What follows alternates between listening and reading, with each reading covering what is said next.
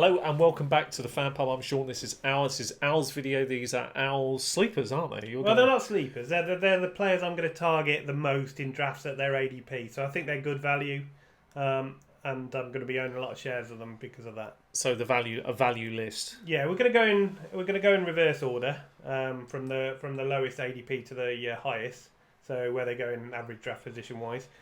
The first one is Tony Pollard, Dallas Cowboys running back. I'm wearing Zeke today, but Zeke's still holding out, and it seems like the man to own in that Dallas field, if he does hold out, is going to be Tony Pollard. And the best thing about it all is his ADP is 253, and that is crazy. It's stupidly good value. If he does, you can take him basically as last pick in any draft, pretty much, and the sky's the limit for this guy. If Zeke does hold out, even for a few weeks, you could get some really good numbers from him. And it's a good stash player. He's definitely someone I'm going to be targeting a lot.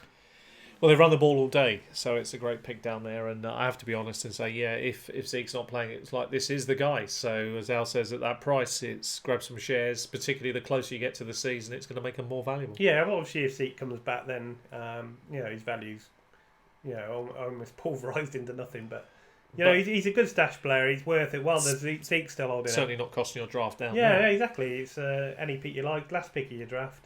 Pick him instead of a kicker if you've got a few weeks towards the season. It's and then you can see how it goes. If Zeke comes back, you can drop him and pick up a kicker then. Good tip there.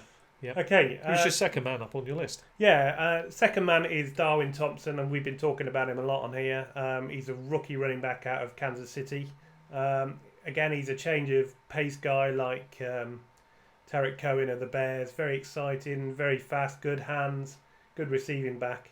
And I think Carlos Hyde could be on the roster bubble.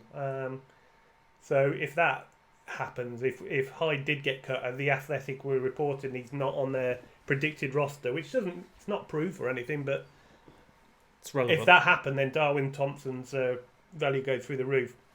ADP of 251, especially in PPR leagues, points per reception when you're getting a point for every catch. He's a very sneaky late guy, and I'm going to be taking I'm going to be drafting him a lot, basically.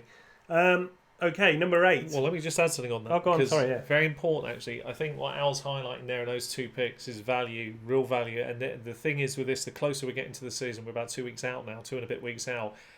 I think that's insane value for Darwin Thompson. I'm surprised more drafters have not caught up to this. That seems really weird. As a last dart throw in any draft, that's one to target. It's a high-octane offense.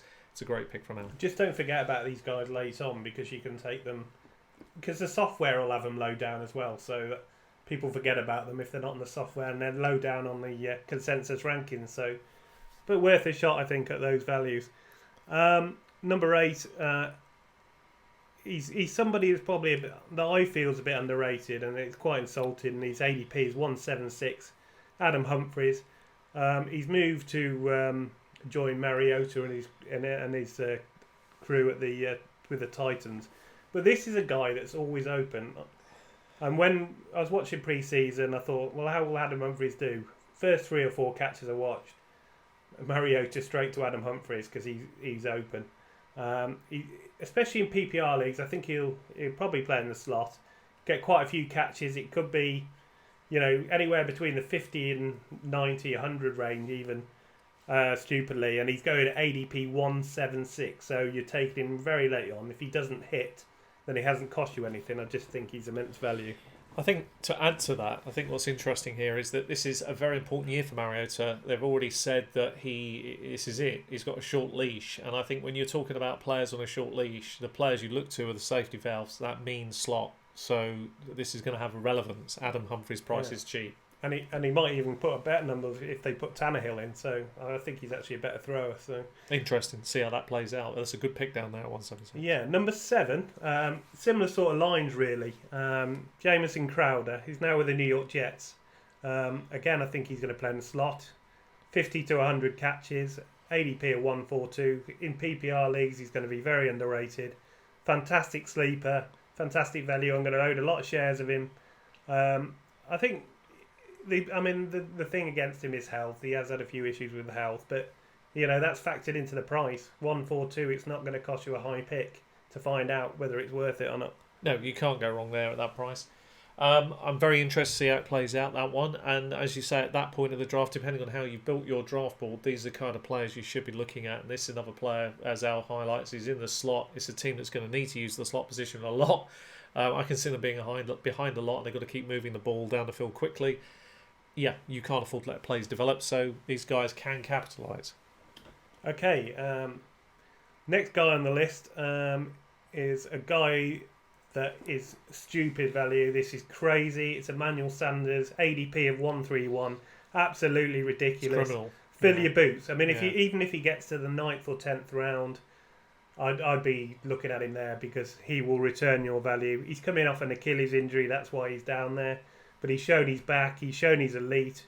He's never let anyone down. He was leading the wide receiver rankings for a long way last year before he got the injury. So, I mean, don't sleep on Emmanuel Sanders. He's probably the best value in any draft at the moment. 131 is crazy. This could well be his final big year of production, but in redraft leagues and some keeper leagues, that's perfect. As Al said, fill your boots and grab as many shares as you can before people catch up, because that ADP is wrong. Well, even in redraft, really, I'm all over this guy. Although you keep stealing off me. I keep taking it. Yeah, so very upsetting scenario. I will take him all day long and have done. So, you keep stealing just before me. So Sean's taken him even before that 9 or 10 because he knows how good the value is and he knows I know it, so he steals him in before me. Yeah, but maybe your league mates won't. It's a stupid price. Go and fill your boots. Honestly, it reminds me of Steve Smith. He always gets open. He's always electric. He always gets the crowd going. He's the best wide receiver on the team. Don't let people tell you. Would you say the same about Antonio Brown? Fill your boots full of frostbite, or no? Well, he didn't have the right boots, that bloke. So, or the right helmet, or the right anything. And I don't think he likes the team much either. So, okay, next guy, and this is probably maybe a bit of a homer favourite pick of mine because it is a crowded backfield. It's Matt Breida, ADP of 117. He normally goes a bit lower than that as well, so even better value, I think. I'm just going on what I've seen of him, the tape on him. He did have a few problems with injuries. He had nagging injuries all the time. He'd go down, come back in, get injured again, be unlikely to play, and get injured again. But he's a good talent. He passes the eye test for me. I think he's got a lot of value, particularly in large leagues, 14 or 16-man leagues. That's the kind of guy who flies under the radar a lot. Yeah, because he actually had he was a top-ranked player for running backs for catching last year, which is something that wasn't really labelled as a strength for him. That shows you how good he can do it all. He's capable of bursting a big run, and the crowd love him. And if ever you go on any San Francisco sort of site or forum or just a post on Twitter or something, and they're talking about players, everyone loves Breida, and that's just another acid test of why he's such a good player. And it's often forgotten. I know it's a crowded backfield, so that's why he's 117. But I'm still going to be picking up my fair share of him because I'm a big fan. Could shake out the pack. Yeah, good pick. Okay, who's next? The next player is I took him in our big 16-man draft a few weeks ago. It's high stakes. I took him in the 5th round because I think he's a guy that could potentially break out, particularly towards as we go through the season. This is Miles Sanders. His ADP is 87, so you're not paying the earth for him because the reason is because the Eagles have a committee of a backfield, so they like to spread the ball around in carries. But I reckon this guy could be just a pick of those running backs, and maybe he edges it, and maybe he makes the job his own as the season goes on. And I took him in that league, so you took him in the second league we drafted. That's behind us. So it does show you that you do learn from each other, and it definitely is good value. He's definitely warming. I'm warming to it, and I think Raoul's highlights a great pick, a player that could burst out a few weeks into the season. And sometimes you need those players that come out of nowhere to take the job, and he's certainly got a chance. And it's the 8th round, so again, in a 12-team league, that's 8th round. So you'll take that all day long. You can take that risk of the big upside without paying too much of a price for it, and that's what this is all about. Values at their ADP. I've got a background in betting. I'm always looking for value. That's a way that you win long term. You find the right value where people have got it wrong, and this is how I approach drafting. if the ADP is wrong, that's why I'll earn a lot of shares, and that's what this video is all about. Okay, next player after Miles Sanders, and this guy is probably my favourite ADP of any player in this. Him and Emmanuel Sanders. It's Chris Carson. He's going 41. Okay, he's going to split the backfield with Penny, but Chris Carson, for my eyes and in my reckoning, is far above Penny. He's a much better player. I think they trust him more. They showed that last year. Penny couldn't hardly get on the field. They run the ball more than anybody else, which makes him a value commodity. And he's actually been given a lot more catching work in the off-season. They've been working on his catching. They said they're going to give him a lot more catches. That improves his value yet again. And 41, he should be in the second round for me. And you're talking, what, fourth round? That's a total bargain. Yeah, I can't disagree. I mean, we all know Seattle's history of how they run the ball down the opponent's throats and have done for a long time. Chris Carson's the beneficiary of a lot of that work. It's going to be at least 60% in his favour, and that's perfectly serviceable. That's 222, 225 carries is all he needs. Sprinkle in the passing down work, which is he's superior than Penny. There's a big year ahead for this guy, yeah. Right, the last two, because we're going in ADP and then ascending order, is the next one is one of Sean's favourite, actually. He's on Sean's bold prediction as well, so we're both big fans. He plays in an amazing offence. It's Aaron Jones, 31. Basically, his upside's been checked by Jamal Williams. He's the other guy in the backfield. They've got a couple of rookies as well, but Jamal Williams has been getting work because they said he was a better blocker, but Aaron Jones' blocking has improved a lot. He's playing with Aaron Rodgers. He wasn't healthy last year, so think what a healthy Aaron Rodgers could do with him. They're going to get the running backs more involved in the passing game. This has come from the coaches, so again, that's another tick for him. So high-powered offense, Aaron Rodgers, running backs more involved in the passing game. He's far better than Jamal Williams, who's been injured all off-season as well. I know Sean loves him as well, so I'll let Sean give his thoughts on it. Well, it's in the bold prediction, but we can go a little deeper for Al's video as well. I mean, the truth of the matter is that, as Al highlights, you're talking about a player that is potentially the trajectory as you watch the last couple of years and how it's been going. He's been unlucky last year. He was a victim of circumstance rather than talent and opportunity, really. The other running back, as Al highlights, held him back. Jamal Williams, the coaching staff at that time, held him back, which is ridiculous. He was clearly a superior back. It's needed a few changes. Those have come. We've now got a younger-minded guy who understands the value of, particularly when you're putting a playbook in, about what that's going to do for the team. And this is the guy that's going to benefit massively from it. Aaron Jones has got the potential this year to go from his sort of 700-800 yards he had last year and a couple hundred receiving to explode through that as a running back one. And you'll see that on the bold prediction list. I believe that Al's right.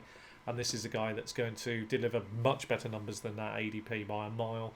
He's woefully undervalued, actually, and that offense could really, really tick on a gear this year with a bit of luck. Yeah. Okay, the last guy on the list, the highest ADP on the list, is Dalvin Cook. He's going at 18, and I'm not saying you take him before that, but sometimes he goes a bit later as well. So anywhere in the 16 and below range to 20 odds.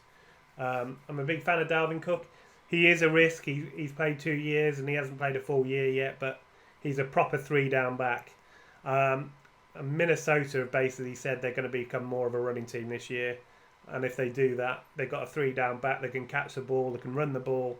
He's going to be the major beneficiary of this change of system that they've talked about.